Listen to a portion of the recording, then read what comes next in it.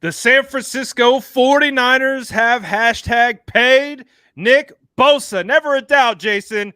Never a doubt. But you already know what it is. It is state of the franchise every Wednesday. Me, Aponte. We also got best ball draft. Stay tuned. We're going to talk about it all right after this. Let's go. That's Jason Aponte. I'm Brad Graham. We're going to get into it all right now.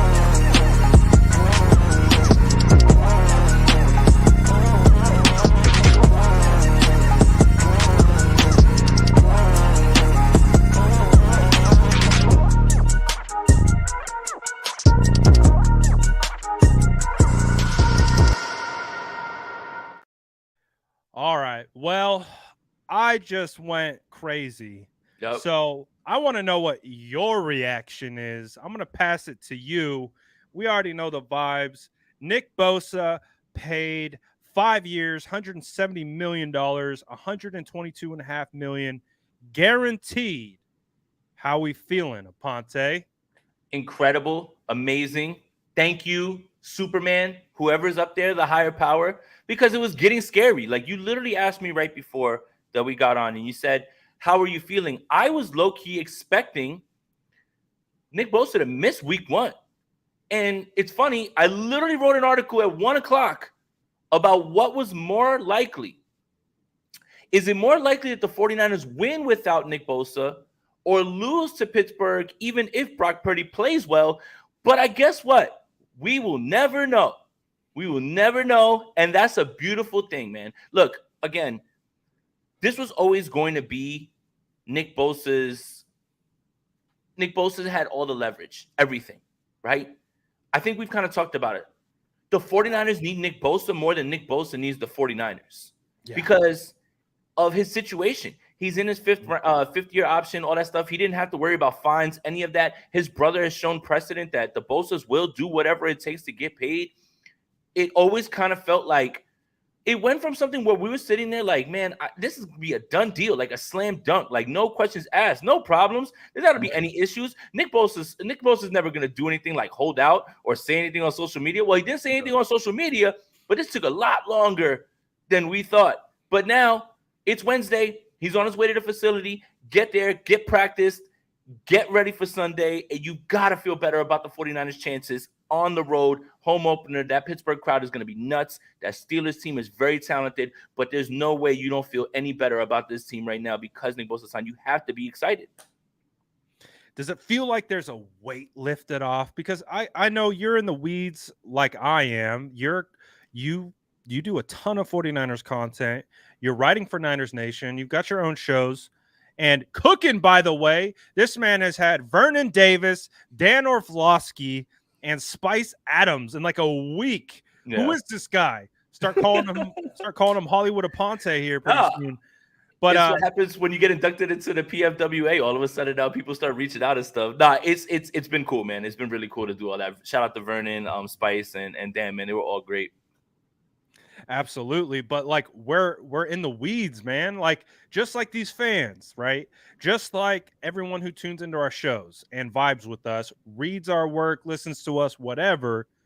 It's because they're diehard fans. Yeah. You got no fair weather fans popping on here to be like, oh, what are these guys talking about on YouTube? Nah, if you're in this chat right now, you are invested. Yeah. You are invested in this team. You are invested with it daily. You want to know when's Kittle practicing. You want to know when Bosa's getting paid. So does it feel like there's like a weight lifted off your shoulder a little bit? For sure, 100%. We don't have to discuss it anymore. We know Nick Bosa is going to be here for a long time. I think it's important to put any concerns about next year's cap to the side at this point. Right now, this team, for all intents and purposes, is rolling into this season healthy. Aside from Kittle, let's see what's going on with him. We're going to find out. Today's a big day. Wednesday's a very big day for Sundays, as all 49ers fans know. The practice reports will start to roll in. Wednesday's a very big day. Monday, they were off. This team is ready to roll right now. Everybody's here. This team is now fully intact. You know, Hufanga says like he's going to be ready. That's fine. It seems like a lot of the injuries that we have and we've gotten out of the woods on, at least for right now. But all you can ask for in week 1, it's funny, Brad. All offseason, we were worried about well, is Brock Purdy going to make week 1? But we should have been asking, is Nick Bosa going to make week 1? Because we just kind of put that in the back of our mind. We were just like, man, there's no way Nick Bosa has any shot at missing week 1. Yeah, and we didn't know about never a doubt, right? Right. And we didn't know about Brock. Maybe we should have flipped that and just said, man, Brock's going to be fine. Maybe we're scared, like, about Nick Bosa. But for right now, all this stuff feels great, man. And that's it. Like, again, Kittle practice on the sidelines today. That's cool. I mean, I like that. Again, Kittle's one of those guys. I didn't even see. Kyle said that. Kyle said it. Yeah. Said? So it's like a full practice or no, on the sideline. He practiced on the side. Oh, on the side. Okay. So the thing is Kittle's not one of those guys that needs to practice a bunch. But I'm not gonna lie, I would low key be disappointed if he misses another week 1. It's like, man, it's week 1. Nobody's been hitting or doing anything. It's like, why again, right? Like, can we get everybody rolling in the right direction? Like, can we have a fully healthy team? And, we know what Kittle is on the field, but you have to be at least a little bit disappointed if he doesn't make it. Like, that's the part that's just like, again, it's week 1. It's week 1, man. Nobody's been hitting. He barely played in the preseason. So, we'll see. But I would think that if you hear today he's moving on the sideline, that he's going to be fine going forward.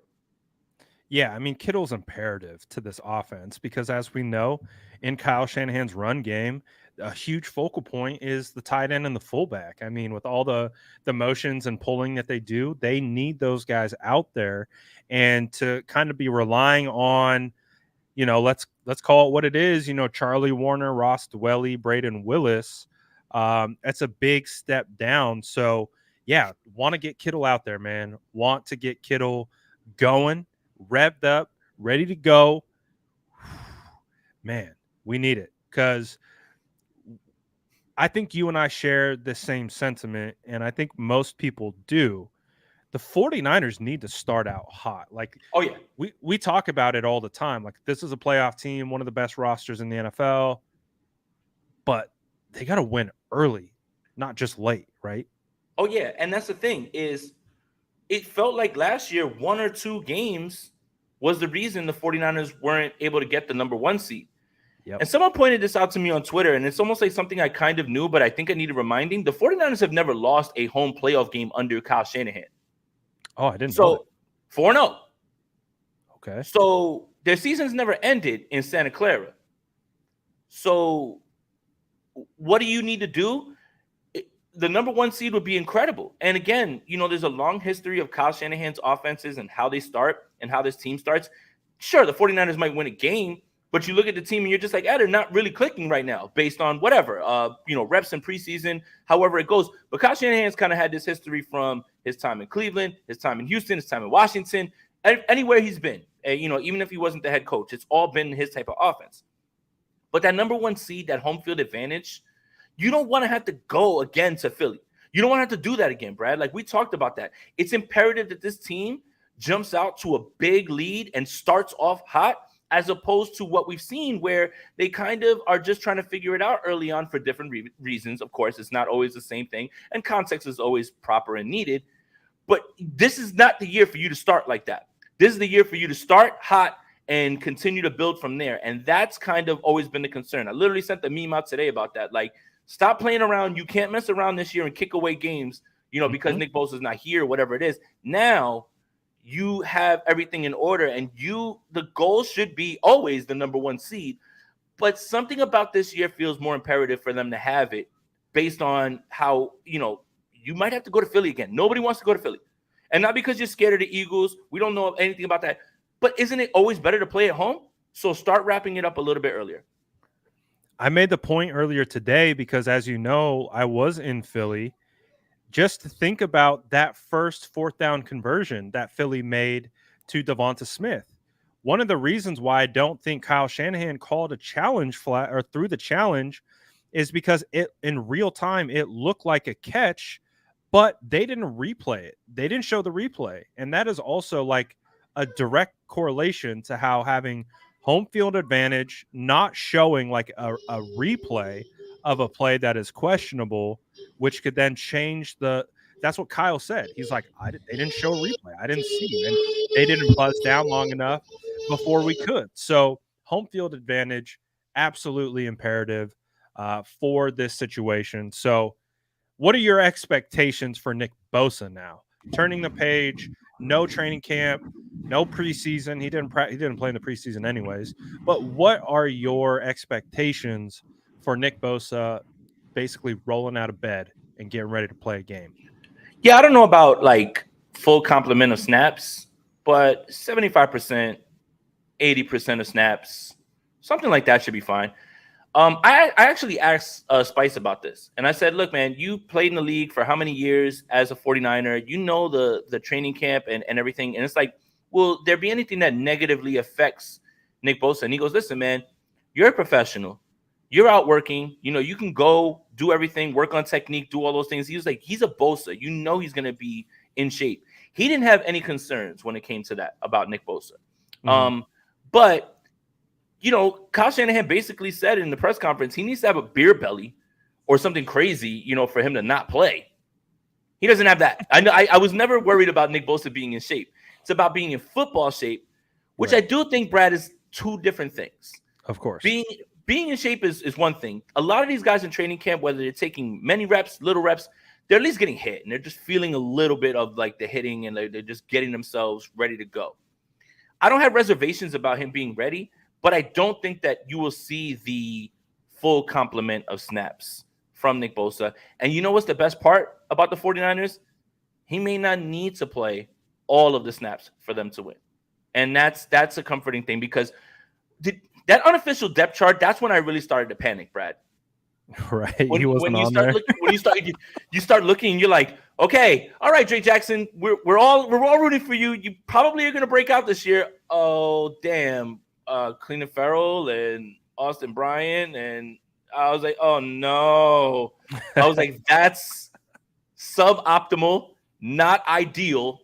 And Right. now you don't have to really worry about that. But that unofficial depth chart, I think that was the first time that I really got scared because it was kind of like a reality check of like looking and saying, uh-oh, if Nick Bosa doesn't play, this can get hairy really fast. And David Lombardi posted something today that was very much kind of in line with what I was thinking, especially when you saw down the line, down the stretch last year with Kenny Pickett.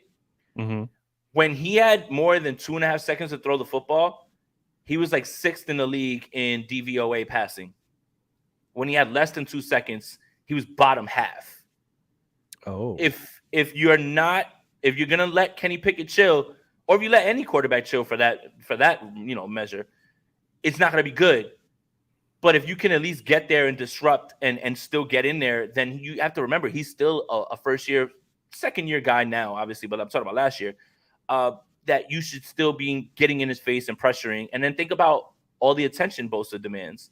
Now Hargrave gets to cook. Now Armstead gets to cook. Like maybe even Drake Jackson. Now, like the cascading effect of Nick Bosa being there isn't just Huge. having one of the better players. It's about every single other guy now getting attention off of them. Because if Nick Bosa's not there, cool. We're gonna put more resources on Javon Hargrave, or we're gonna put more resources on Eric Armstead. We got to make sure that we don't let those guys beat us. Now, I'm not sure that you can do that, and I think his presence alone is impactful enough that it will help everybody else. 100%. Like it's such a huge impact on the entirety of the defense. And I mean, we got a new defensive coordinator, like who hasn't even had Nick Bosa to kind of scheme with or scheme around because he's been out. So it's really going to help everyone. It's going to help coverage. It's going to help all that. And I like your point about basically Kenny Pickett under pressure because that's what the 49ers are going to have to do. This isn't, I don't know how you feel. I don't feel this is going to be a cakewalk, you know? Like, I No, feel like the 49ers are going into a hornet's nest in Pittsburgh. Great fan base, passionate fan base, similar to the 49ers. They've had a lot of success as a franchise, right? So it feels like it's going to be all hands on deck. Like, they're going to have to play a clean game.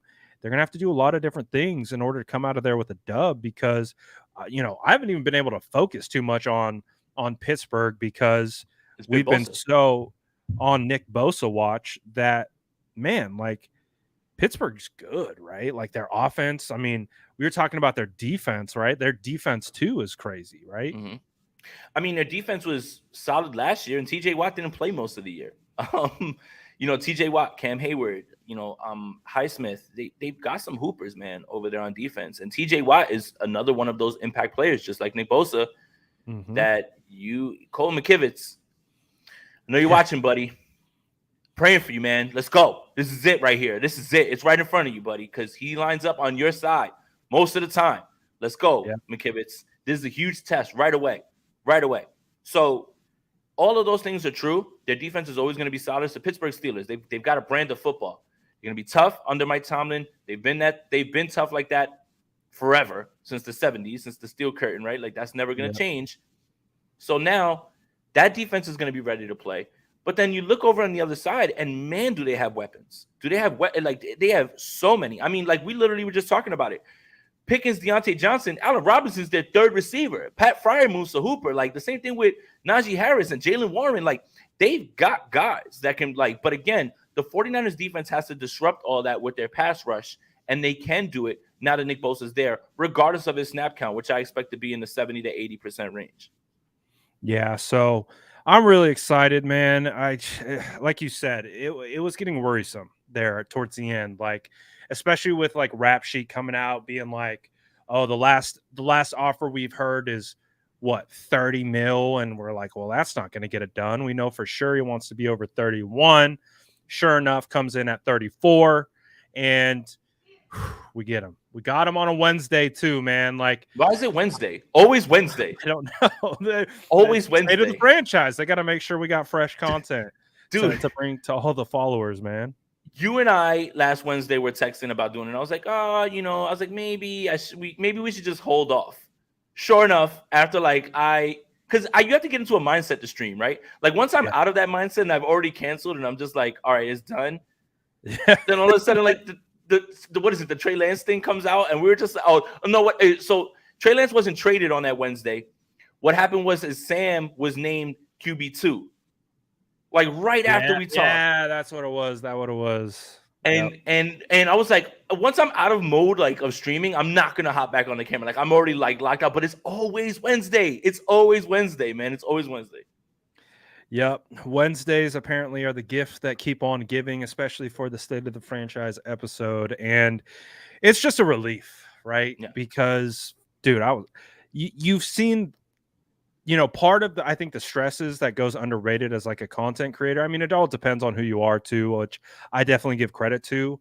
I do read a lot of the comments. I do read what people say. And sometimes it's like, man, like, people are stressing. People are calling for Nick Bosa to get his ACLs torn and traded. Like, people get real upset. Is that my Bosa source is Matt Barrows? That is George Kittle on the field catching passes today from Matt Barrows. So it's Wednesday, and if he's on the field catching passes, I would say that George Kittle's ready to go. All the homies are back. Everyone's ready to go. 49ers, I mean, knock on wood, like, no serious injuries, right? I'm not even going to finish that sentence. But for the most part, heading into this game, pretty darn healthy and ready to go. What? Hold on. Huh. Jake Hayner of the Saints got busted for PEDs and is out for 6 games? Good God, what is going on here? I saw that. What? Monta Vista guy, right? He's way. Right down the road from me, and all that type of stuff. Let me get to a couple of these super chats here. Yeah. Roberto says, "All turn up, let's go." Number 6 loading. Whole squad eating. Facts. Everybody's back. Everyone is back. Facts. Mumbo says, "Glad I don't have a meeting today, so I can see you guys live. Y'all are goated." Shout out Mumbo, man. Appreciate everyone in here. Yep. The vibes have been phenomenal. The vibes are high right now. So that's the only thing I've really been complaining about, because I want to make sure I say this too about the Bosa thing. So many people have so many opinions about what's going on in the negotiations. Well, it's about guaranteed money. Well, it's about this. How do you know? I never once speculated. I never once speculated or wanted to talk about what's going on in the negotiation process, because you have no idea. Well, he wants this and he wants that, and it's their fault. It's his fault. It's like, the organization's fault. Why doesn't John get it done? What do you know is being discussed? None of that was ever being discussed outside of speculation. So I never had an issue with any of that. The only worry was the vibes are off We're going into the season. It's game week. Yes. The vibes have to be immaculate going into week one. Yes. They don't need to be or suspect Right. or Coming in bad. flat into Pittsburgh. No. Like you hear Hufanga, like, I hope he plays. I don't know. We're preparing like he's not. Those are not the vibes you want to hear. But everybody talking about, oh, this is what's going on in negotiation. This is what's going on. This is why this is happening. How do you know that? How do you know that? All you have to say is, I'm concerned. It's not done. Get it done. That's it. That's all you really need to say, because you don't know what was the hang up. You don't know what was the holdup. You don't know what people were talking about. 100%. Like, and that was part of it. It was like people were already trying to assign blame, and it's like, how do you know who's to blame? Like, we don't know what the hang up is. Like, we don't know if Nick Bosa is asking for $40 million per year. Like, obviously that would change the conversation, where it's like, all right, Nick, maybe we're being a little bit unreasonable. Or the 49ers are like, we're willing to pay you 28. Well, that's a non-starter as well. So it's like, and you don't know if it's the guaranteed, you don't know if it's contract language, you don't know if it's the per year average. So it was just a situation where it's like, we could talk about not liking it, right? But we don't know who's at fault. Like, we could look back at the past, previous situations, what have happened to reference, but again, we really didn't know. So I'm just happy right now that it's done. We could put this behind us and we can focus on the regular season, right? Because if we do a quick little post-mortem on this offseason, it's been a wild ass offseason, right? Oh yeah. And by the way, lock in your Bosa jerseys now. You have nothing to worry about. But I got Bosa right behind me right here. Good call. See, that's why like, certain teams, like in certain sport, in baseball, right? Like, you could buy a jersey number and then like whoever like gets it. So like if you bought like a 97 Bryant Young jersey from back in the day and it didn't have Young on it, you could just be like, oh yeah, this is my Bosa jersey, right? Speaking of that, yep. RIP to the Zane Gonzalez jersey. We had a good run. Shout out Zane. No. I mean, 49ers legend. Ponte had the custom jersey. It was one of the sickest custom jerseys. I had it rush delivered. I had it rush delivered and everything. And look, just to prove that anybody can change things around and make it, it's not my fault. I was actually right, but he got injured. So it's not that I was wrong. You see how like people pivot, right? Like, yeah, it's not that I was wrong. He would have won the job if he didn't get injured. Nope.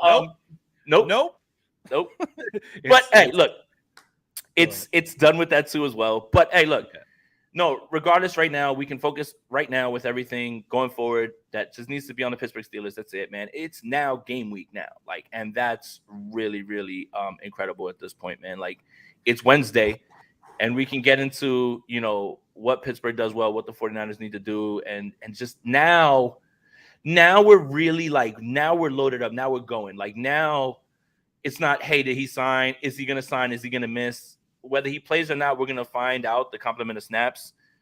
But regardless, like, seeing Kittle out there, it sounds like the whole squad is ready to go and they're going to be starting. Like, I think that's the best part. Do you think that inside the locker room, like, this was a huge jolt of energy? Like, huge David Lombardi, lift, huge everything. David Lombardi said that Fred Warner ran into the locker room screaming at the top of his lungs after he found out that Bosa had signed. Don't tell me that this team did not. Don't tell me that this team did not want this, and they know that they needed it, right? Like, I think, again, everybody has pride. It is very much next man up. It is every player for themselves. It is culture. It is team. But come on, man.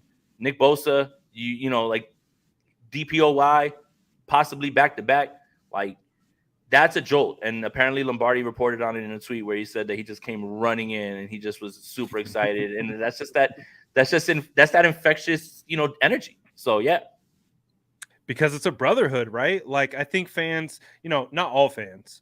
There's a small majority of fans, especially a vocal majority, when stuff like this goes down. Oh, he's above the team. He's, crapping on the logo. Like, he's selfish. This, I don't think any of the players think that one bit. I don't Nope. think they look at Bosa holding out and being like, "Oh, look at this guy. Look at this selfish guy over." I don't think they Nope. even think that at all. So when he gets paid, it's like they get paid. It's Yep. like they're an extension. They're so I was trying to explain that to people, and they're like, "Nah, trade him. Get him out of here." I'm just like, No. That's the same thing. That's the same thing that Spice told me when I was talking about it. He said that everybody understands that, you know, you want to be with your team and everything, but it's still a business, and everybody at the end of the day needs to know their worth. And that goes for not just football, at your own job.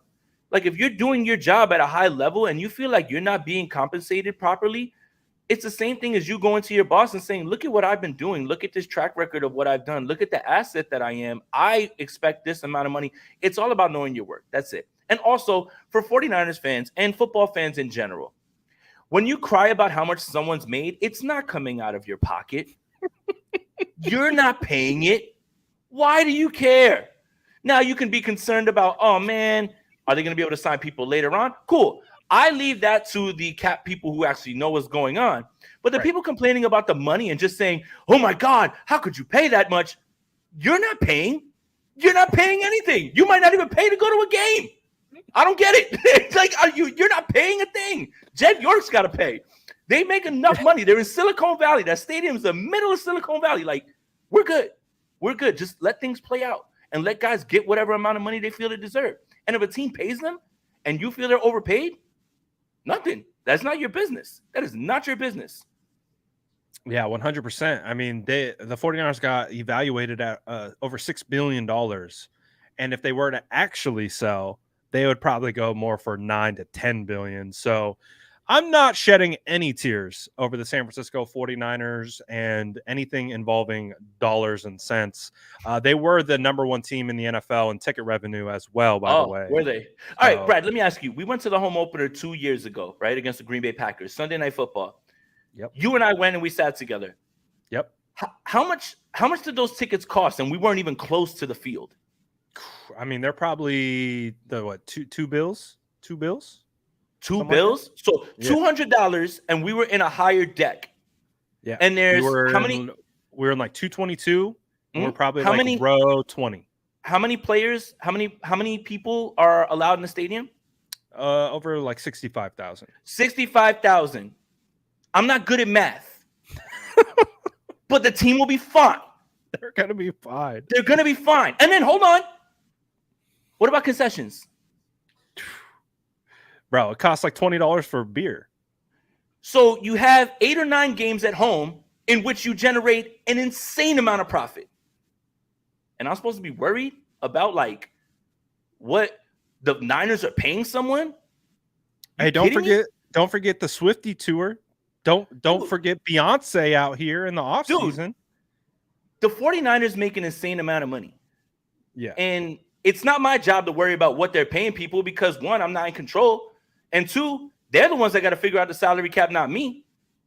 I don't care. Like, it's not my business. Get paid, young man. Get paid. That's the cost of business.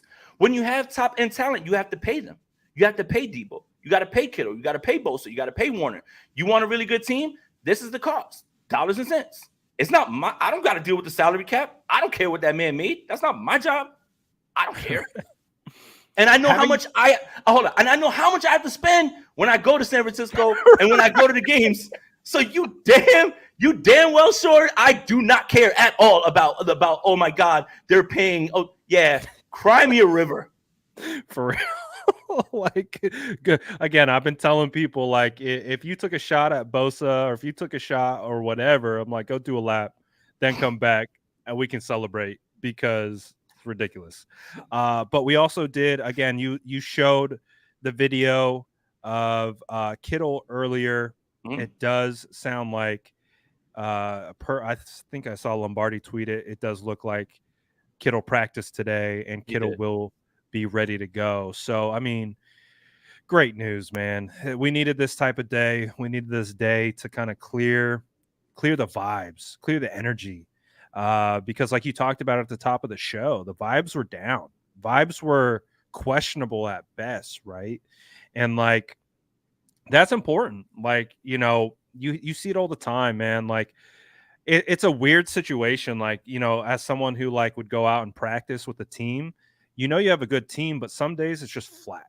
You just come out, the whole team is flat. And it's just like, and you're trying to eat, like coaches will even like pull you together at the first part. Hey guys, this energy's not good. We got to pick this up. And it's just kind of flat. And it's just like these types of things will change the energy, change the momentum. And it's really, so getting Kittle back, that's huge. Getting, of course, Nick Bosa back, huge. Sounds like Talanoa Hufanga is trending in the right direction. So as long as these guys get healthy, get right, the San Francisco 49ers have a legitimate shot at going in week 1 to a hostile environment and coming away with the dub, putting the offseason behind us, and starting out with a W in the win column, right? Air Jordan 89 wants to know, so do we have cap room for Brian Burns? Woo! Let's do it. The cap is a myth. You know what? I forgot too, because remember it was like $10 million that they had. I forgot that the trading of Trey Lance is like $8 million dead cap, right? I think so. Yeah, there's definitely a dead cap hit. Right, it's a dead cap hit. So there was something that was put out today that there's about 4 or 5 teams that have a bigger dead cap hit for someone who's not playing than they're paying their other quarterbacks. And the $8 million dead cap for Trey Lance is way more combined than the 3 quarterbacks the 49ers have. The other team is like Tampa Bay. The Colts have dead cap for Matt Ryan. So I forgot that because there was, remember that $8 to $10 million little like gap that they had. And we said, oh, okay, that's good for the season. But then the Trey Lance trade happens, and that's what shrunk them down to. Remember, they had to clear $2 million with the Zane Gonzalez injury settlement and cutting Walker, I believe, right? Or Parker, right? The AJ Parker, that to get under the cap. So that's where I completely I kind of missed that part. So yeah. I would love Brian Burns on this squad, but I know at this point that ship has sailed. He might be available for someone, but I don't think he's going to be available for us because he still wants to get paid. And I think we're tapped out on giving big time contracts for right now. I will say this: Brian Burns was at practice today. He was. Yeah. So that's pretty cool. I mean, I think he's in a position where he feels that he can still negotiate for his worth and still wants to be out there with his guys. And that's a personal decision, which I don't hold against him and I don't expect everybody to make. So, good on him. Yep. Good on him and good on the San Francisco 49ers. Again, I did want to give a moment and give credit where credit is due. I want to give credit to Parag, John Lynch, big fans of the channel. We know they're watching. Kyle Shanahan. Again, I know you guys got work to do. I know. I hope not too. You guys got work to do, man. Yeah, we be talking out the side of our mouth sometimes, but still, give credit where credit is due. This was probably a hard negotiation. They went far above and beyond. They got the job done. It went way longer than we anticipated it would, but still got it done. That's all I wanted. Once it was I said that all along. I'm stressing, but once it's done, we're on. We're beyond it. So thank you to them. Thank you for getting this done. Parag has put me through the stressor a couple times with some of these contract negotiations. But again, he somehow figures out how to get it done. And in regards to the future of the cap and all that type of stuff, I always reference this story when talking about it. When we were going into 2021 and we had to pay Trent Williams, Kyle Juszczyk, and a bunch of other players, we had $15 million in cap space. And I'm like, that's not enough to pay Trent. That's not enough to pay Juice. Well, guess what? They paid Trent. They paid Juice. They signed Alex Mack. They paid other guys, and they had more cap space when it was all said and done. I do not fret over the cap because if there's a will, there's a way, and they're going to figure it out, right? So it is what it is with that whole cap space situation. Yeah, and there's so much to the cap dynamic, right? You just have to trust that they're going to do what's best for the team because I don't understand it. I still don't understand it. The people who do understand it are incredible, man, because it's not about the amount of money you sign for. That's not what the cap hit is, anything like that. But the restructuring of the contracts is kind of how the 49ers have kicked the can down the road. And Kyle Madsen actually pointed out that the 49ers are carrying a dead cap hit for D Ford because of how many times that they've kicked the can down the road with him as well too. So there's only so many restructures you can do. The restructures are good if this means that you're going to get return on the restructure.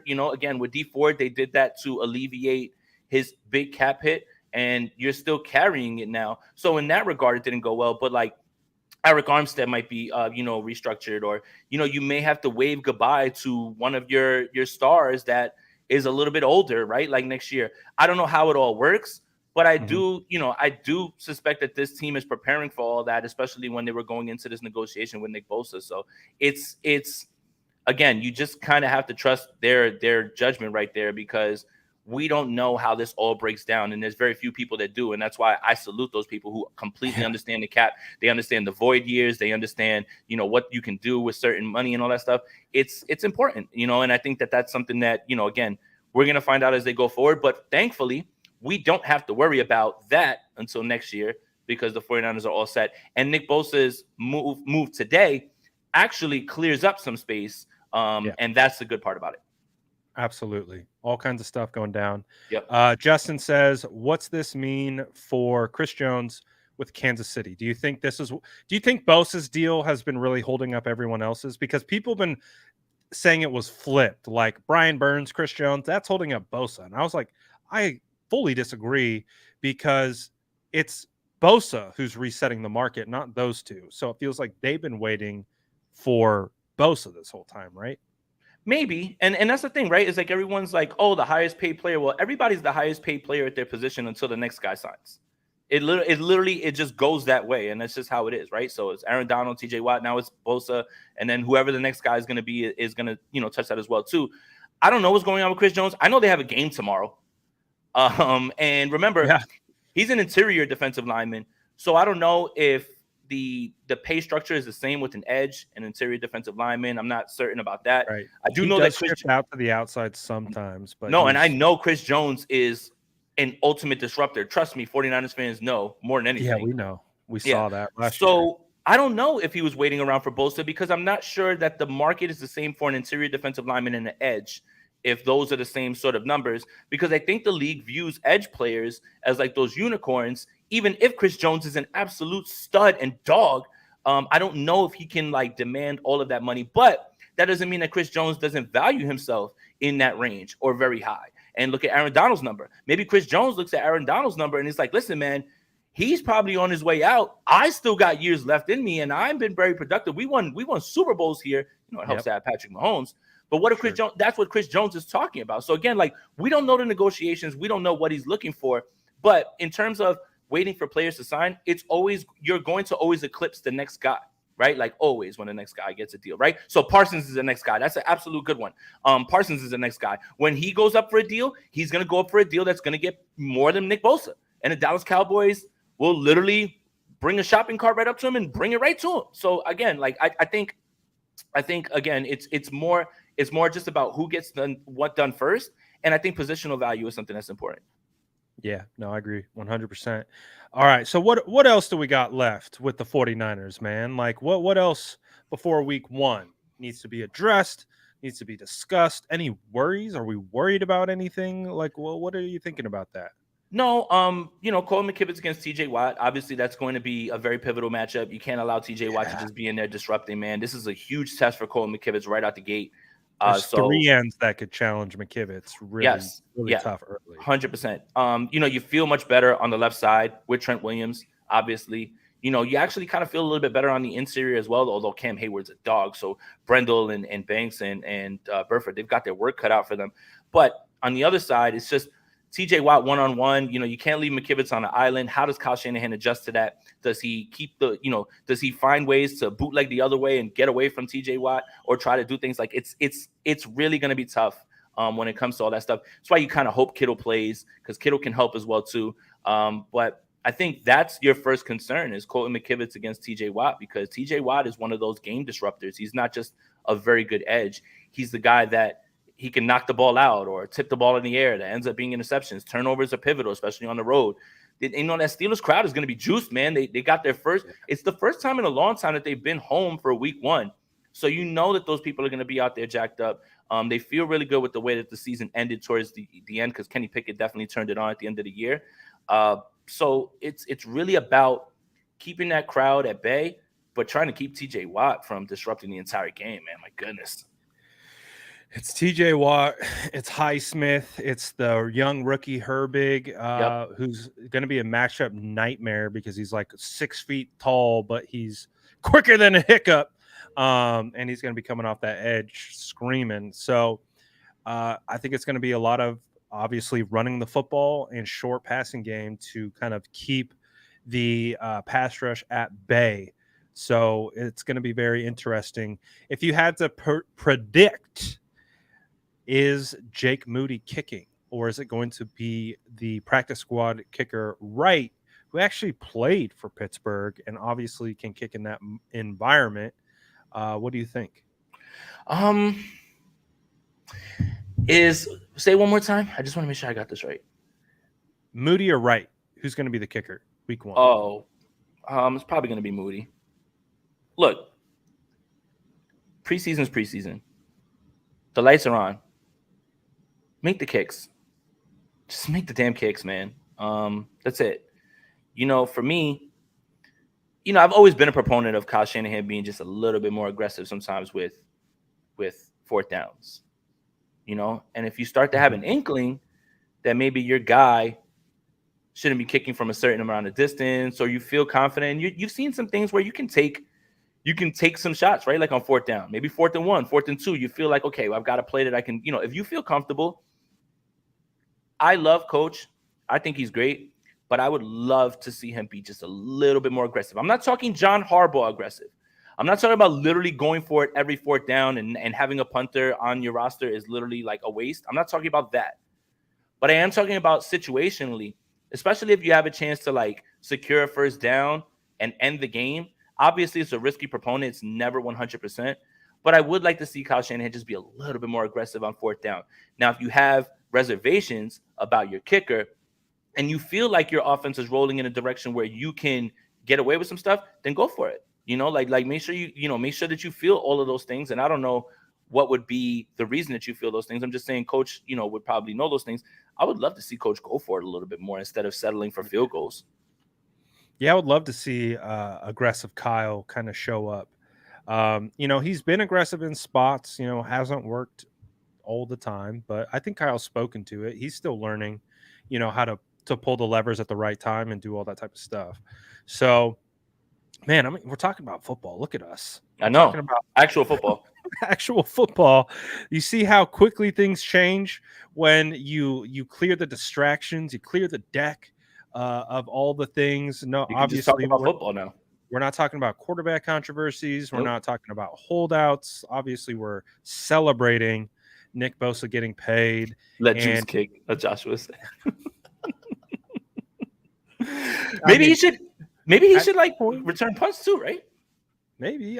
Just let anyone other than Mitch kick. Can I ask you a question? Sure. Ray McLeod is somehow he practiced today on the side. Like, wait, wasn't it like 8 weeks or something like that? Like, there's a chance that Ray, like, I don't think he's gonna be active. He'll probably be one of the inactive guys. Mm-hmm. But like, isn't he clearing this timeline about with the broken hand? He might be. He was even listed as the starting punt returner, like on the unofficial, which again, it's unofficial. It's put out by the PR team, but he's been out there. Obviously his legs aren't broken, so he can still run around and stay in shape and do all that type of stuff. But, maybe he is out there. Maybe they tape it up really good and he can still get after it. Or maybe I think it's about him not being able to do more damage. And if he can run around with like a little cast on, like, it doesn't hamper him holding the football and he can't hurt it a little bit more. So, I'm not sure, but like, damn, like it's crazy to hear that it was 8 weeks. Like he was done. We kind of almost just pegged him to be an IR guy. Now look at him. And now look at him like working out on the field. Yeah, he avoided short-term IR. It was Danny Gray who got put on short-term IR. Right. So we'll see. We will see. But how about this, Jason? Mm-hmm. Is it best ball time? Oh, man. All right. So we've been teasing it. State of the Franchise Best Ball League on Underdog Fantasy. I hope you guys are signed up. If you're not, use promo code Aponte to double your first deposit up to $100. Sounds like Brad Graham signed up. Sounds like we need some more people. I'm gonna drop the link in here, and you guys can join. But once we get to 12, we're just gonna start the draft, and we're gonna recap it on here. So let me get it, and I'll put it right in the chat for you guys. Wait, I gotta remind me. I gotta hop into this this link too, right? You or do. I could miss out. No, you. So what we're gonna do is when we get to 11, you gotta hop in, and we'll start it. So there's your link. Your link is in there. Okay. Make sure you guys. It's a $10 draft. It'll be 12 people. It's probably gonna take a minute. So make sure that you guys, a minute per draft pick. But we're gonna recap it on here. This is how you know football's back. We're literally doing this like right now. Like we're literally back in business right now. So waiting for 6 people. Look, it's loading up right now. It's loading up right now. So let's keep going. Unless Brad jumped in. Brad, did you jump in? I have not. I got to go over to your stream and I got to just jump in. No. It's in the private chat. Just click the link and then sign up so you can join.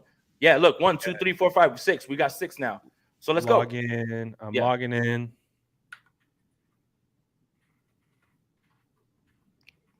But yeah, again, guys, if you want to join, make sure you sign up for Underdog Fantasy, promo code Aponte, up to $100 to double your first deposit. And let's play some State of the Franchise Best Ball. And every Wednesday, what we're going to do is we're going to recap how everybody's doing, and we're going to go through it at the end of the show and everything as well, too. So, yeah. Drop it back in the private yeah, I got you. Andrew said I would, but Jason's my fantasy advice guy. Conflict of interest. Rich Madrid, who like really hates, who really hates fantasy people. He was like, "Oh, hey, can you help me out with my draft, man?" And like, I literally like went through his entire draft, and we smashed his draft. Like, he walked away with so many good players, man. So, do you see it in the private chat? No, I got it. Okay. It wants me to do the enable location thing. Yeah, you could. That's all you got to do, and then you just log in, and you should be good. All right, I should be in. Yep. Should be in. Let's see. Where we at? 7 out of 12. We need 5 more. So the link is there. I'll put it in here one more time. Pasquini telling tall tales. Hey, Pasquini's big on the whole 2 tight end thing, the bully tight end thing. It's kind of where we were at, like when we were talking about. There we go. And once we join, maybe we should throw it out on Twitter too as well. It's DF Niners. You didn't put SF Niners? Did you spell it DF Niners? Maybe I set it up while trying to get on stream and amazingly distracted, so it could be completely wrong. It definitely could be. All right, close enough, man. I don't care. I was just trying to get set up and get on live. I was like, close enough. Just get in here. Close enough. Hey, I don't mind the 2 tight end thing. The Steelers fans are descending on us right now. Uh-oh. Yep, I can see them in my mentions already. Uh-oh. Yep.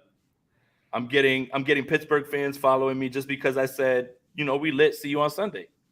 Like, that's it. I didn't say anything crazy. Oh. Uh-oh. Here they come. Here they come. They found you. Yeah. I mean, well, they're lurking now. They're lurking because of that. But let me send this up. Brad, besides the Cole McKivitz thing, are you worried at all about the 49ers secondary having to deal with these passing weapons that the Steelers have? Obviously, again, the team's entirely healthy. The defense is entirely healthy. This is all good news. This is going to be the first time that we're going to see them entirely on the field for a whole game. So what do you think about like that type of thing? Well, you kind of alluded to it earlier. I think the best friend of a secondary is a good pass rush, right? So if they're able to get after the quarterback and they're going to significantly allow the time, and you had the perfect stat for it, that they lessen the time that Kenny Pickett has in the pocket to be able to get the ball out. Obviously, as you know, as more time that they have in the pocket, the more they can survey, more they can create, and all those types of things. So, with the secondary, with Diamador Lenore, Charvarius Ward, I imagine we're going to see some Womack. We're going to see some Womack. We're going to see Ambry. We're going to see Oliver. I think they're going to try to figure it out in real time as who's going to be the guy that steps up when it matters most. Does that make you nervous? A little bit. I would say a little bit. I'd feel more comfortable if we were solidified with the top 3 guys. But, Oliver did not look good in preseason. Like, he really didn't. And definitely opened up the door. for a spot that he seemingly was going to be given to go in. So wait, I'm seeing Ray is I was about to cleared. say, has Ray been cleared? I haven't. I'm trying to look and see if I saw that, but Dude, there's so much stuff I going believe on. you guys. I believe you guys. Yeah, Again, so do I. 8 weeks. What happened to that timeline? I don't know. Super healer apparently. Yeah. Again, it's probably that he can't do any more damage to it. They feel good that he can hold the ball with whatever they're gonna put to clear to practice. Okay, yeah, that's so clear to practice and clear to play are two different things. That's what I thought I saw. Thank you, Cap 024.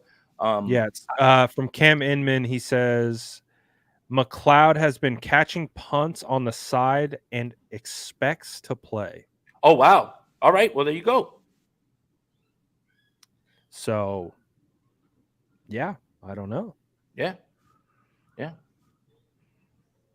I mean, again, this is good, right? Like again, like I think we just expected him to just be on IR, and that's kind of was going to open the door for like Conley. Obviously, Ronnie Bell was going to make this team with the way that he performed. I mean, I don't think you could really keep him off, but yeah, now we're waiting for 4 people. Now it looks like, Brad. So just refresh your screen real quick.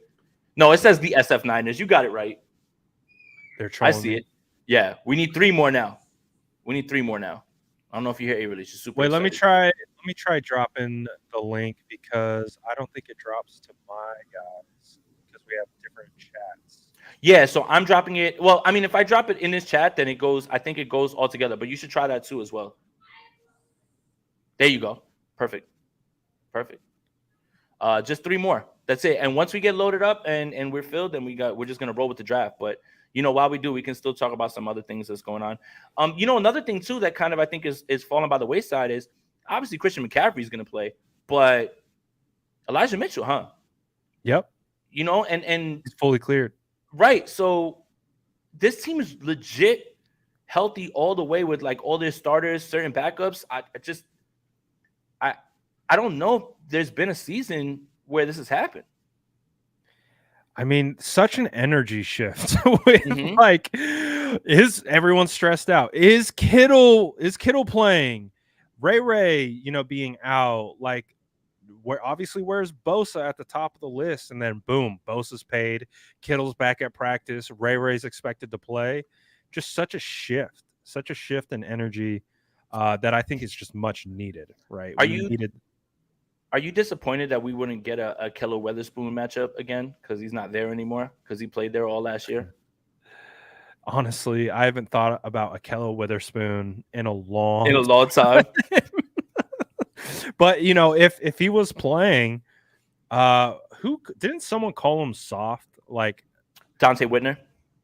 That was Whitner. Yeah, Whitner came at his neck. 2 more people soft. And once this is filled, it'll immediately kick off. But yeah, Dante Whitner was not happy with a Keller Witherspoon, and that was the Brian Allen game, if you guys remember. Oh, the Brian Allen game. Because remember, Brian Allen was out there. Unfortunately, he was put over Akello. And then Akello went in later in the game, and people were just like, "Well, why didn't he play to start and everything as well too?" And yeah, Dante Whitner was not happy at all. Yeah, I remember that. Oh, good times, man. 2020. What a blast. All right, what are we looking like? We need 2 more. Just need 2 more. Just 2 more. That's it. Just 2 more. We're going to get the best ball draft started. And again, this is explain, if they don't know what best ball is, explain it. And this is a year-long league. And the cool thing is, right, we don't have to set lineups every day. No, so it's a season-long league where we all get to do it, but we don't have to set lineups. Your best players, whoever has the highest points, will go, and they'll be put in your lineup. So you don't have to worry about starting a wide receiver 3 over somebody else. Whoever scores the most points is going to be added up. So it gives you a completely different strategy because you tend to draft more boomer bust players that you don't want to worry about. Should I start him here? Should I start him here? When he pops, and he's just going to be he's going to be in your lineup. So that's the best part about it. And everybody's in their own fantasy league season long where they have to do lineups, all that stuff, and worry about all that. So there's just another way for us to interact with everybody and just have us, just hang out a little bit more. And we got 1 more person. That's it. Once this thing starts, once this thing gets filled, we're starting and it's just going to go. So I hope you guys are ready. I hope you guys have your app loaded up. And once this thing gets started, we're going to roll. So I love this part of the season because fantasy football is, Dynasty draft, the league, all that stuff. Oh, filled. I think we're good. We're about to start. Let's go. And what's cool is we'll be able to talk about this on every state of the franchise moving forward. So, correct. What's the draft order? We're looking right now. So it looks like Jensen, my boy Josh Eccles has got the first pick. Looks like you've got the 4th pick. I like the 4. It's all right. I'm at 11. I'm at the turn. I'm good with it. So let's go to the draft. Press go to the draft on the thing. At the bottom. Brad. Go and hit allow. Draft at the bottom. Bottom. Got it. I don't see it. You're in. You're good. You're good. Okay. Is it starting? Yep. Yeah, it's starting in 22 seconds. 21 seconds. So we're going to find out. Everything's PPR. Again, like you always want to kind of load up, like have multiple quarterbacks just in case one pops off. You don't want to go quarterback crazy, stuff like that. It's going to be interesting to see how people are valued right now because it's all out of whack. The roster setup? Is it quarterback, 2 running backs, 3 wide receivers, tight end? Nope, it's just best is going to play. So it's you'll see on the best of these 4 positions. Yep. So Josh is on the clock right now with 23 seconds. This is going to move pretty quick. I love this. I can't believe we finally got it done. We did it. It took us all day.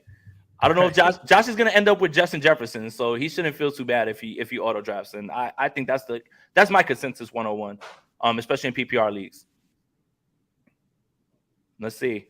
Justin Jefferson. All right. Elmhart 777 is on the clock. He's got 30 seconds. And then Ariel's next, and then Brad's next. I can't wait to see where you're going with this one, Brad. Oh, this is actually not a great spot.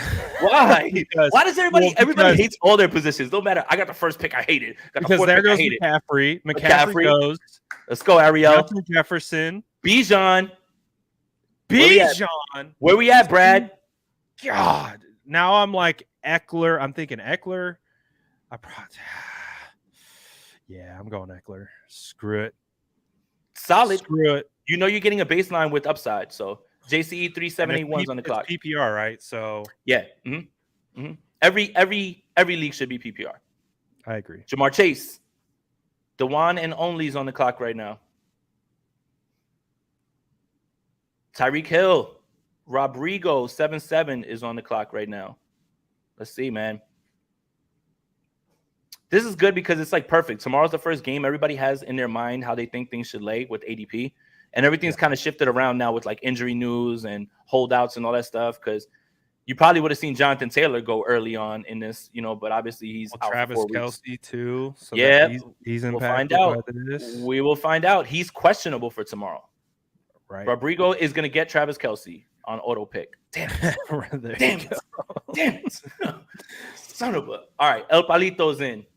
He's next. So Stephon Diggs, AJ Brown, Nick Chubb, CeeDee Lamb. Where would you go if you had this pick right now, Brad? Oh, I'd probably go with the Chubberson because there's really not a lot of snap share. Like he's going to get a majority of the snap share. No Kareem They Hunt. traded for Pierre Strong. Like he's brand new to the team, and there's no. There you go. There's no Kareem Hunt to take snaps away from him. Yeah. So I think he's going to be more involved in PPR as well. So Chubb absolutely has the opportunity to be, I think, the best fantasy running back. But I do like I took Eckler over Chubb, but I like Eckler's upside. I had Eckler for the first time last year, and he helped me win a league. So I'm like, you're indebted to him now. Yeah, this is my respects to him. Stephon Diggs is going to Antonio Just Blaze. I hope we're not auto drafting, guys. Please. Cynthia's on the clock. Shout out to Cynthia. Always been a big supporter of the channel. Let's go, Cynthia. Don't take my guy. Don't take my guy. It's always the person in front of you. Yeah, it's always the person in front of you that snipes the person that you're looking at. I hate getting sniped, man. Yeah, definitely not a good feeling right now. But yeah, if you guys want to continue to play, I'll set up more best ball leagues as well too. I'll throw them out on Twitter. I'll throw them out on the streams. Just make sure you use promo code Aponte. Double your first deposit up to AJ Brown. AJ Brown, I love it. Let's get crazy. Let's get crazy. No way you're taking. Oh, I like that. Boom. I like that. Let's get crazy. He's going crazy this year, man. Oh yeah. And the good thing is like I'm at the turn. I'm at the turn here, so I get another, like, you know what I'm saying? I'm gonna, of the top 4 guys still left, I'm gonna walk away with one of these guys. Right. So, How many roster spots are there? good question. Let me look down here. Let me see. So I'm on Ross St. Brown. I don't know how many rounds it is actually. That's a good question. I should know stuff like that. Amon-Ra St. Brown is going to be a target monster with Oh yeah, Goffey. Josh Allen's right there. Oh hell yeah, let's go, man. CeeDee Lamb falling. Let's move, man. Oh, do not let him get CD. I did. Too late. You got him already? Yeah. Oh, yeah, you yeah. already went. We already went through. Dang. So you got CD and Garrett Wilson to this is the start. thing. You have Garrett Wilson and CD. So the best of those two, let's say those are the 2 highest scorers on your team for wide receiver. The They both highest start. one of them gets They accounted both. for. They both start. It's 18 rounds. So, But it's 18 only 4 spots that actually get accounted for. So I think it's 3 receivers. I'm gonna look at one of my other drafts. I'll tell you right now because I've already. Yeah, that's done what I was looking for. Is it a quarterback, 2 running backs, 3 wide receivers, a tight end? Like, I'm gonna how tell you does right now. the I think it's roster- 1 quarterback if I'm not mistaken. But look, let me look it up real quick. So completed because I already did one. So let's see. See, it only just gives me, like, I drafted 8 receivers, 4 running backs, 3 tight ends. I think it's just like highest score. So like a tight end could be in your flex, all that stuff. Like again, like I think it's just drafting like the best player available. Like that's the best way to put it, I think. So it's not per position, it's just overall. I think it's overall, like all your best players. Yeah.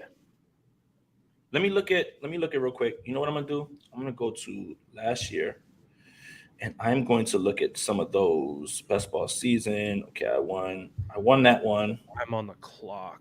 You are on the clock, pal. Who's gone? Mahomes goes. Olave's off the board. Hey, Cooper Kupp's not playing this week. I think you should draft him. Oh, God, I don't have enough time to actually think about this. I wasn't looking. Oh, I hate this.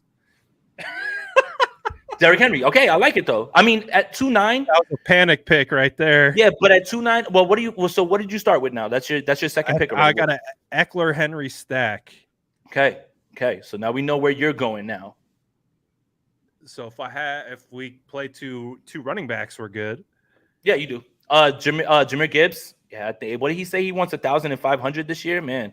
Elmhart took Josh Jacobs. We're moving. I think I'm way off. That's the part that sucks about being at the end of the draft, is you have to wait all the way around for your pick. That's the part that's a little bit frustrating. Cooper Kupp, there you go. Jalen Hurts, here we go. Now we're moving. Elmhart's back on the clock. But see, I like the 30 seconds thing because it moves it along pretty quickly. Everybody, isn't waiting around. Lamar Jackson, quarterback run. Let's go, Ariel. Take a quarterback. Keep it going. Jake Moody is trending towards being available against the Steelers. It had to be, man. Like when you see that guy is like signed to the practice squad, that's just like, it felt like it was just more about protecting themselves more than anything. Devontae Adams. Yeah, I figured Jake Moody was going to be there. So good. Just make your kicks, kid. You got this. No pressure. Wait, on the clock again. Oh, I wasn't paying attention. You're on the clock. I need a wide receiver. There's some good ones there. Oh, I know. DK. Oh, Debo. Oh, 9 seconds. Biscuit eating bulldog. I'm going into the homer pick since we're a Niner lead. Debo. I love it. Good. You didn't take my guy. Typically, I love T. Higgins. I'm a big T. Higgins guy. ETN. Okay. Dewan only has a quarterback and a wide receiver, so let's see where he goes. He can go anywhere now on the board. Do whatever he wants. Multitasking and drafting at the same time. Bro, you're probably making graphics and you're probably like posting. No, I'm literally Instagram. making posts right now. That's why I'm not paying attention. Of course you are. Focus, pal. I know. Focus. Oh my God. But shout out to you guys, man. It's been fun this offseason. We're ready to play football though. Thank God, man. And you stuck with us even during all the craziness. DK Metcalf goes Top right corner. What are you talking about? Right corner? Oh, that's different. You're posting? I think they were telling me to like be able to see maybe what roster positions or how do you fill your roster. Oh, okay. Oh, we got 18 rounds, baby. Yeah, we do. This is gonna So take a while. Well, maybe we'll cut it a little early and we'll just we'll continue it out on our app. Like I'm fine with that as well Austin too, so we don't keep Eckey, everybody. Derek, and Debo. I hope Antonio Just Blaze is not auto drafting. He's not. Justin Herbert. Let's go, Cynthia. You're up again. Running back, wide receiver. I feel pretty good where I'm at. I can do anything I want right now at this point.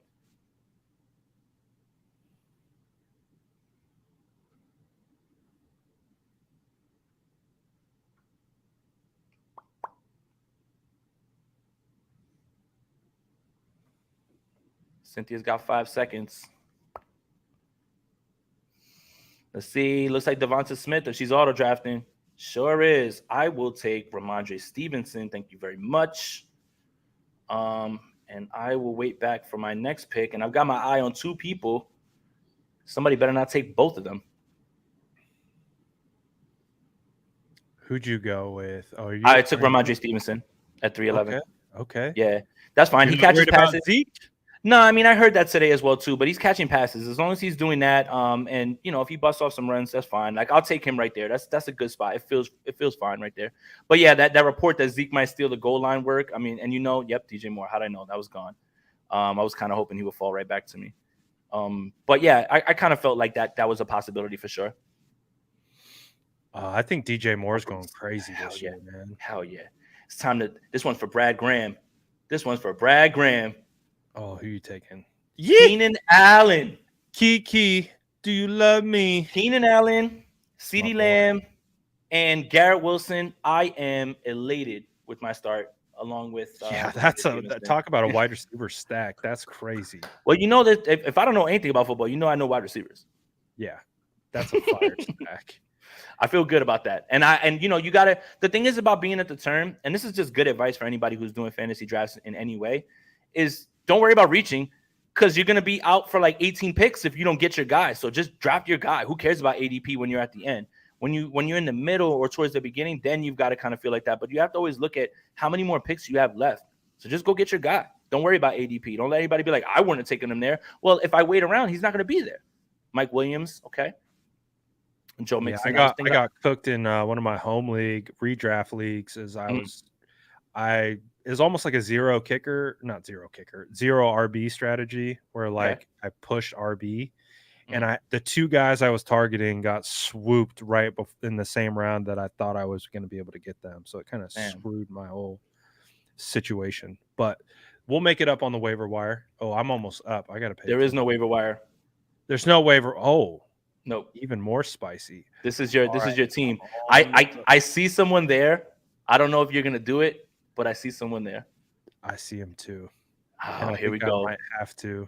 No. I might have to. No. I think if you know someone else will. Yeah, I'll take the rushing floor. No.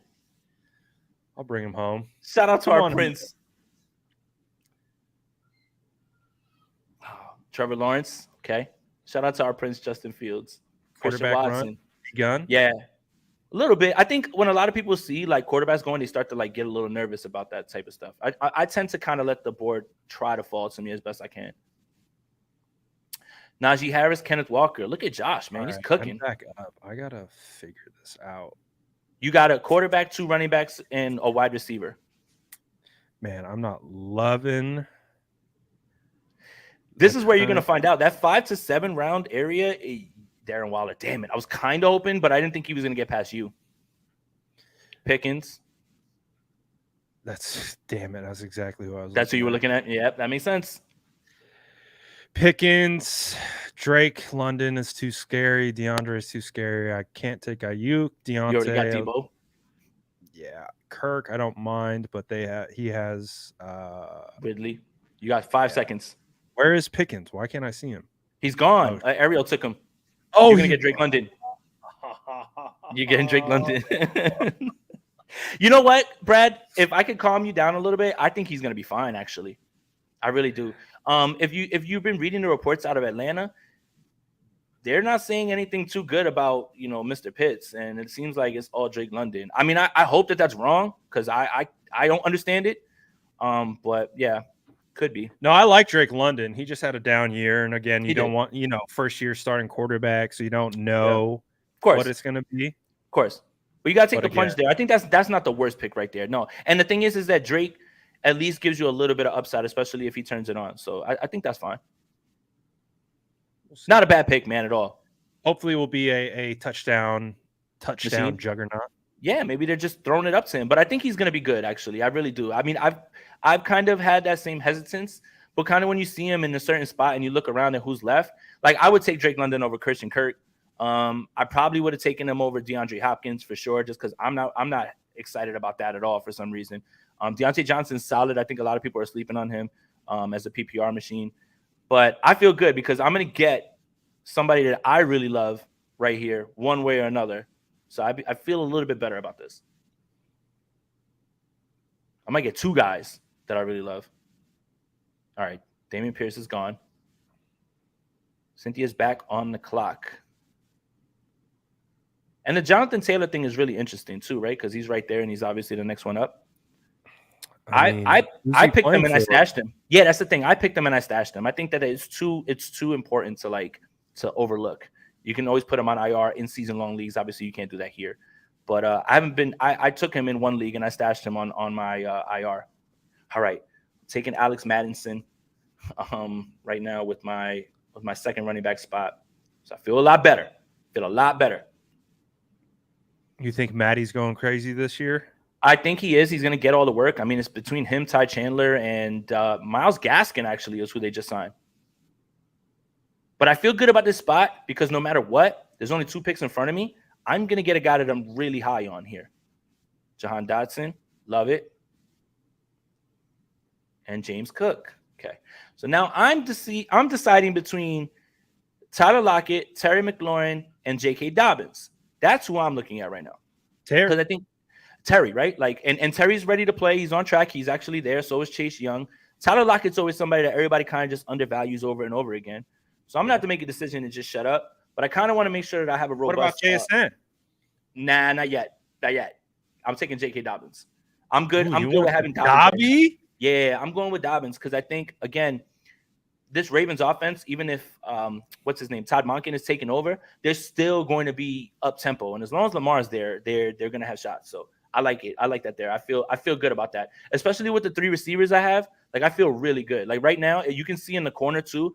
If you guys are on your app or if you guys are on the website like we are, it already is kind of telling you what your points are going to be projected on the 6 picks already. And I'm already at like almost 1250 almost. So let's see. What do I got to do? I got to start pulling some tricks out of the hat because I've been too distracted the whole time. So we're going to win with the back end of the draft. We don't have to stay for the whole thing because it is 12 more rounds. So do you want to cap it maybe at the end of the 8th and then maybe we can get out of here so you can go, do your thing. Maybe we keep going. I mean, I can keep drafting or whatever. It's just, I don't know if everybody's still here just for this. At this point, they probably wanted to hear about the 49ers a little bit more, right? I don't know. What's the chat vibing on? I don't know. I'm looking at my screen, so I'm looking at the draft board, so I'm sorry I can't see, so I don't know. But like I'm just going off like kind of what I'm thinking in my head. Yeah, no, I'm out here multitasking per usual. Yeah, we know. So. Surprised you don't have the baby in your arm. I know, right? Bro, it's so funny. Like I got these like 2 doors that come to my office, and he's walking now, and he'll literally just walk in, bust open the door like he's the Kool-Aid man, and just turns the corner and stares at me. He's like, Big Bird guy, Big Bird breaking in. 100% Big Bird. He does it like 17 times a day, like just to be like, oh hey, it's me. Like, what's up, little dude? I'm glad to hear he's doing good. I'm on the clock. I'm on the clock. God, pain. No. I'm not going with any of those guys. No, God, all the wide receivers are cooked. They're not cooked. They're just scary. They're very scary. So I'm going to go with the highest upside rookie that I can go with. I think he's going to get a lot of targets. I don't like taking the Damn rookie, it. Are you kidding me, Brad? I think he's going to be. Are you kidding me? Zay Jones Hive. Zay Flowers. Are you kidding me? You're going to take him?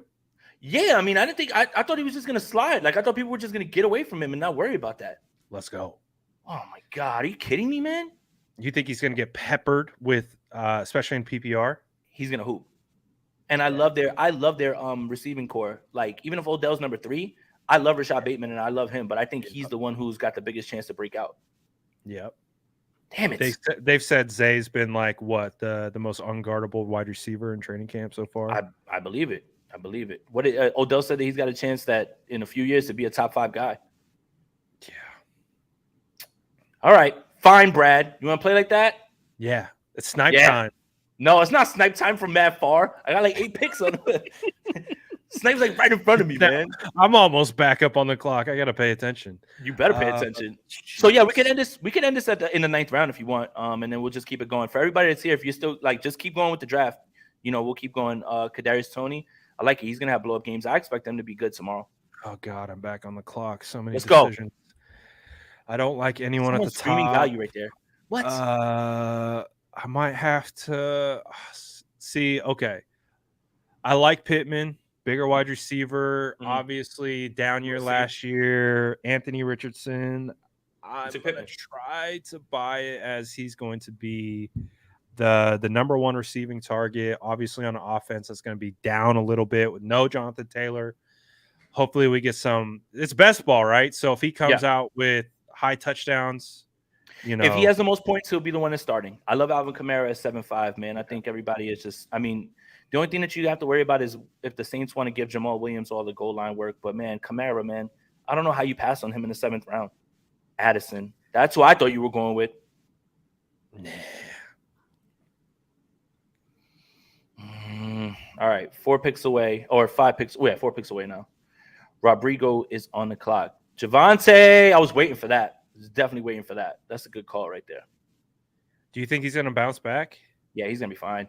The way that you kind of saw him against the Niners and like Russell throwing the ball to him, if he's catching passes, all he needs is 10, 15 touches and he'll return you value. Like, he's not going to need to be a workhorse. They could still pepper in Samaje Perine, but I think Sean Payton knows who's the best running back on that roster.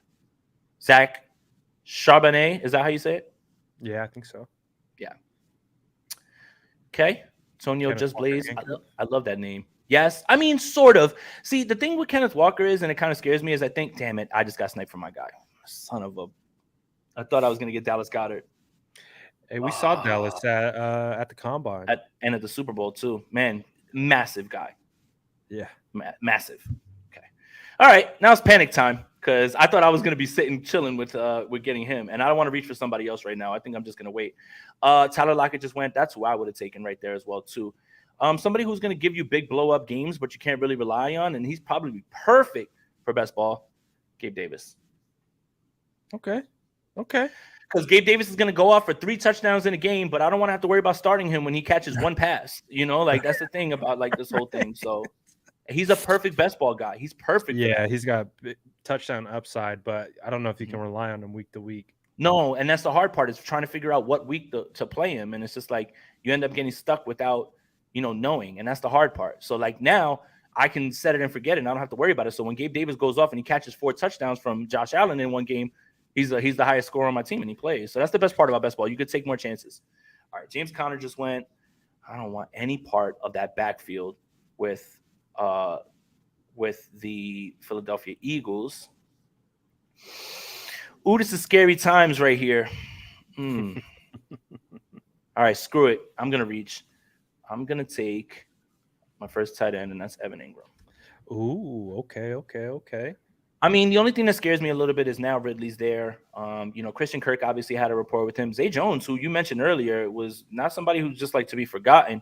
But they did pay Evan Ingram, so you kind of have to go with it. That's the part about tight end in fantasy. It just gets icky after like a certain group. And it's like, man, you really don't want to be stuck like having to start Dalton Kincaid week after week, hoping that like he goes off in that Bills offense or something like that. So exactly. That's why I'm always with people just taking Travis Kelce in the first round, regardless if he plays tomorrow or not. If he plays all the other 17 games or 16 games, it's going to be fine. Like you'll be fine. Yeah.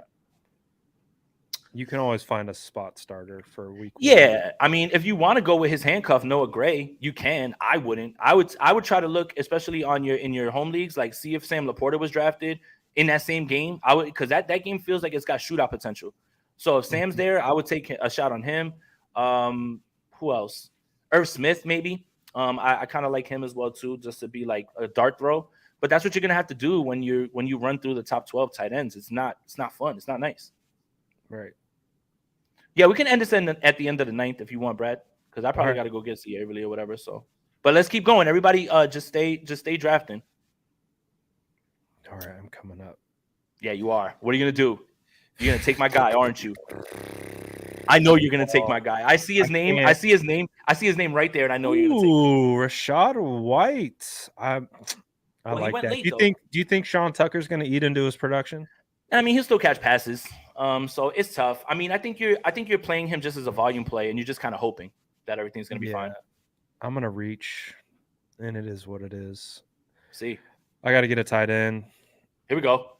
I forced you into a tight end. I'm a big Njoku guy. So. Yeah, I got you, and I think he's gonna see the ball. Like I had to draft him in a league where it got a little hairy, and I'm just like hoping that he's gonna be good. There you go, Kincaid. But again, Kincaid, when he pops, he's gonna start for you, like so you don't have to worry about it.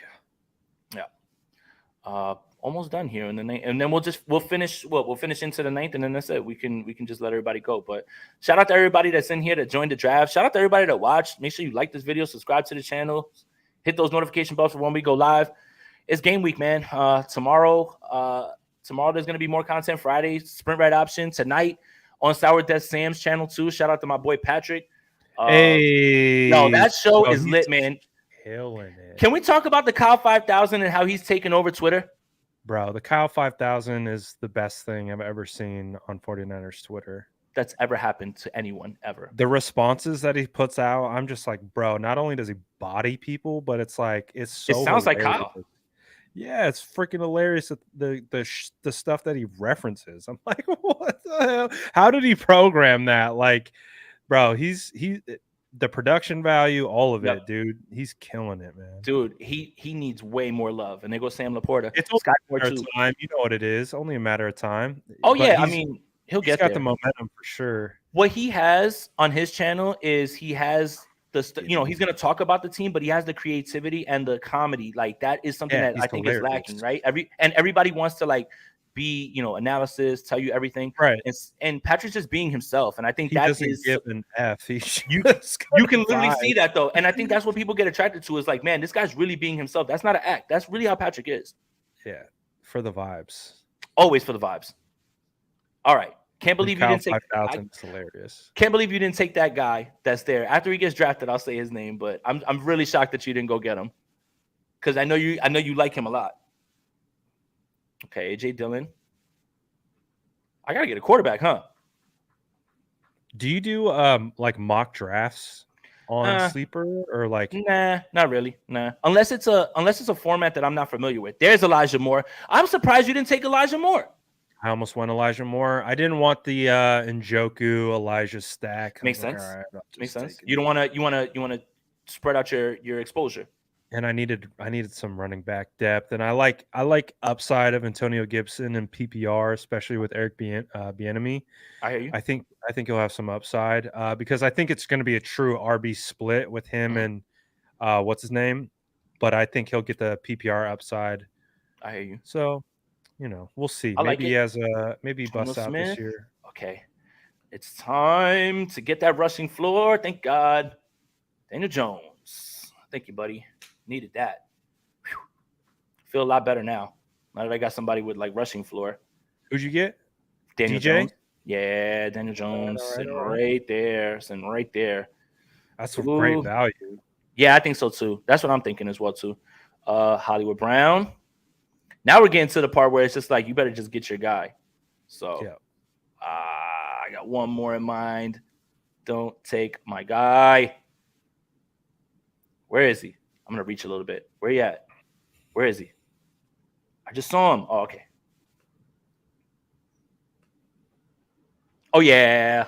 I love him as a late round guy. But he was never going to make it back to me. A-Chain was never going to right behind Mostert, too.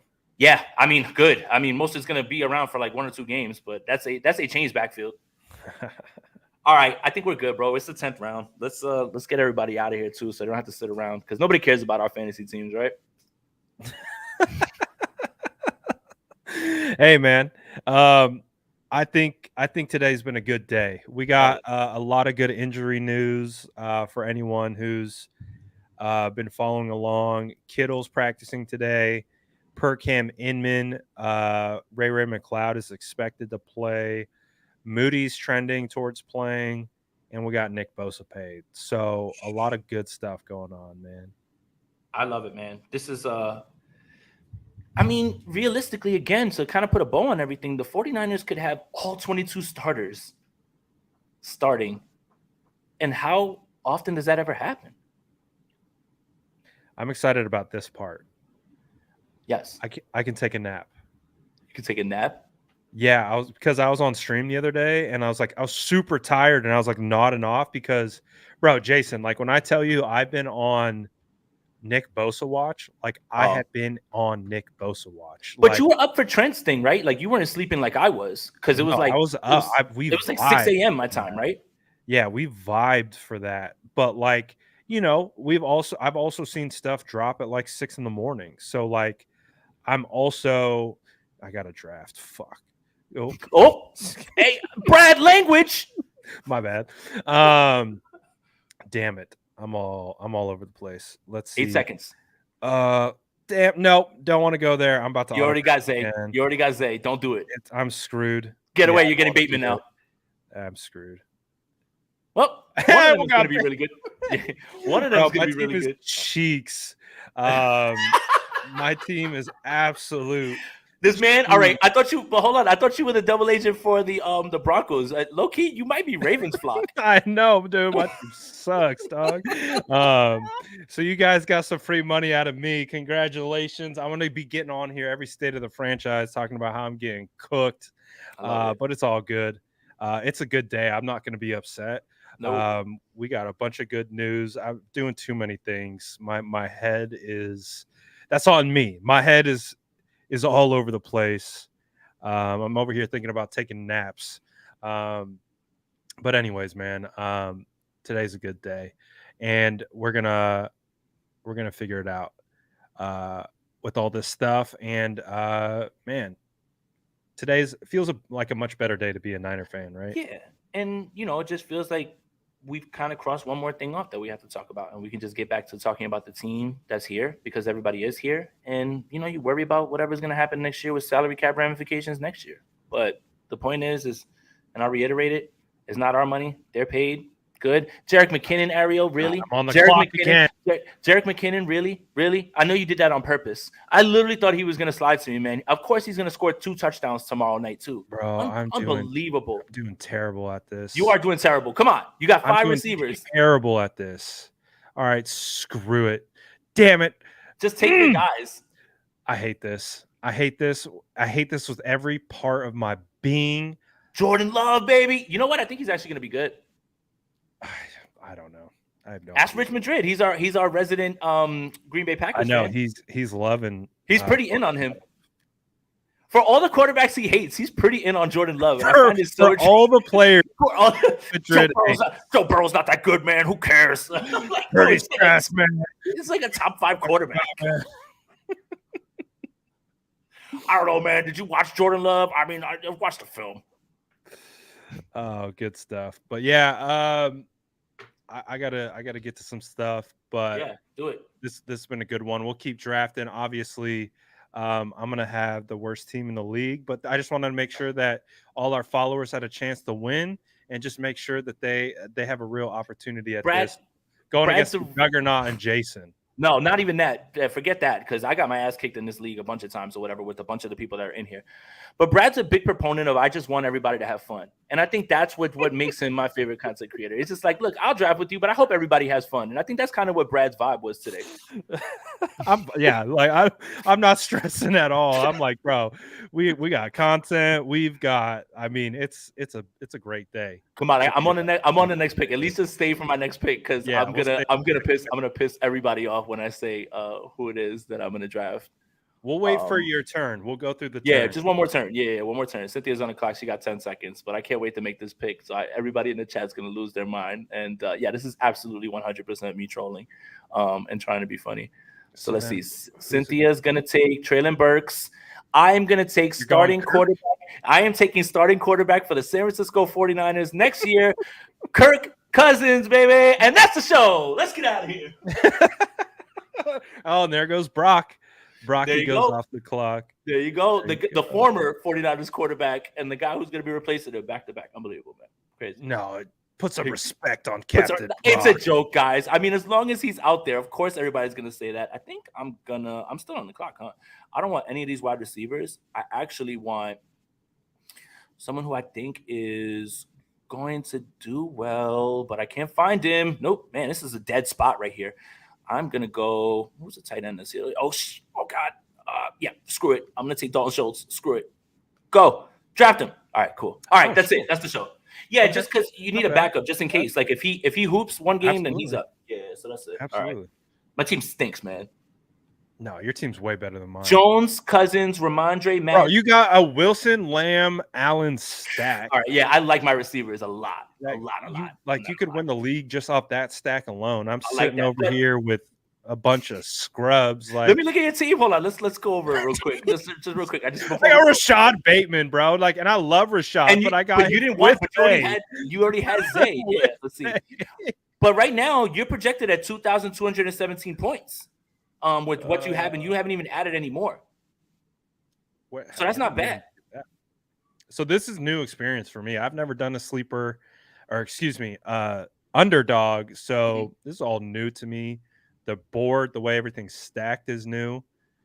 So it's been an experience to say the least. Man, I'm not paying attention either. So then I have 30 seconds to react, and you're on the clock now. I know, and it makes it extremely challenging. You know what? I'm hoping. Screw it. I'm hoping for a bounce back. Let's get the stack. I don't know. Oh, yeah. I like it. My team's cooked. I like it. I wish I would have got DJ Moore, but I got to stop talking about players I like too much. All right. That's it. You ready? Yeah, let's do it. Let's get everybody out of here, man. Thank you guys again. Make sure you guys like this video, subscribe to both channels, hit that notification bell for when we go live. A lot of content coming down the pipeline. Check out Sour That Sam's channel tonight. Andrew and I will be on there. And then Friday, Sprint Right Option, game preview, and then tap in for the pregame show on Sunday, and then the postgame show on Sunday as well, too. We cooking. We back. Absolutely. We got Nick Bosa paid. Everyone's getting healthy. We got football this week, Jason. We got football tomorrow. Let's go. I can't wait till Jared McKinnon scores 3 touchdowns tomorrow. No, I need Isaiah Pacheco to go off. That's who I need to go. Sorry, I got some bad news for you, pal. Rutgers native, though. Come on, Pacheco. Go off, man. Quickly. Do you think Justin Ross is going to get some burn? Yeah. I hope so, man. It would be a great story. From all accounts, he looked very good. But I'll tell you, man, the guy that I'm really thinking about now that Kelsey may not play, and even if he does, it feels like they're trying to, and you're on the clock again, by the way, that they're trying to get to is, I think Sky Moore is like a post-hype sleeper, because a lot of people were on him last year, including myself. I think I had him as like my wide receiver 5 or something like that last year. But I do think that you saw a little bit of it starting to come together at the end, especially in the Super Bowl, and I think you're going to see that, go over. So Van's going to run a lot of routes, man. That's all you can ask for. He should get some target share, but I do not like it. I mean, it's icky right now in the 13th round. Right now, you're just see, but in the 13th round, all you're doing is you're taking guys that you hope like will pop one week to the next. Like you're not so bad. You're not looking for starters. And I love Roshan Johnson at 13-3. See, I'd feel better about like taking whoever if I like was paying attention more, but it's all good. We're gonna bounce back. I think it's all good. I think it's great. I think you have a great team. I think you're bounce back, and we're gonna take over. Get prepared. I think you're doing great, pal. This league is gonna get cooked by Bateman and Zay. Everybody but Odell. Right. Or wait a minute. It better be Dobbins. I drafted Dobbins, man. What the hell? Somebody's got to score. All right, man. You ready to get out of here? Yeah, let's do it. All right. Appreciate everyone for tapping in today. We got Bosa paid. Feels good. Feels great. Let's get on with it. And we got Steelers this week. Plenty more content coming from both of us. And as always, make sure you're subbing to both channels, like both channels. And that is the state of the franchise. And right now, I'm liking the state of the franchise. Let's go. Oh, you got to make your pick. Make your pick. All right, Get out all of right, here. all right, all right. Make your pick and get out of here. Four receivers, 4 running backs. I think I'm going to go with the guy who actually is probably going to play in Philadelphia because nobody knows Kenneth Gainwell, man. It's too good. Damn, right that's I was. Nope. You ain't I slick. was. You are not slick. You done. No You're sleepers right, for I'm you, not. pal. I was No gonna go with sleepers for you, Gainwell pal. too. And I'm gonna double it up real quick with somebody else that I think is gonna be a lot better than people think. That's Isaiah Hodgins, man. I need to get me some of that and be sure I put him on the team. Yeah, I mean Wallace did wide receiver 1, but I love Paris Campbell, but he ain't gonna do it. There's a lot of questions. Wandale, nah. Maybe. Nah. I saw Rondell there too. I was thinking about Jonathan Mingo. I was thinking about Rashee Rice. I definitely don't want any of Marquez the upside, but yeah, you want good offenses. That's what you really want. But Hodgins showed a lot at the end of the year, so I think that the people are sleeping on him. Yeah, for sure. All right. That's it. We're out. Let me get the right intro, the right outro. We're out of here. All right. Peace. That's Jason Aponte. I'm Brad Graham. We're going to get into it all right now.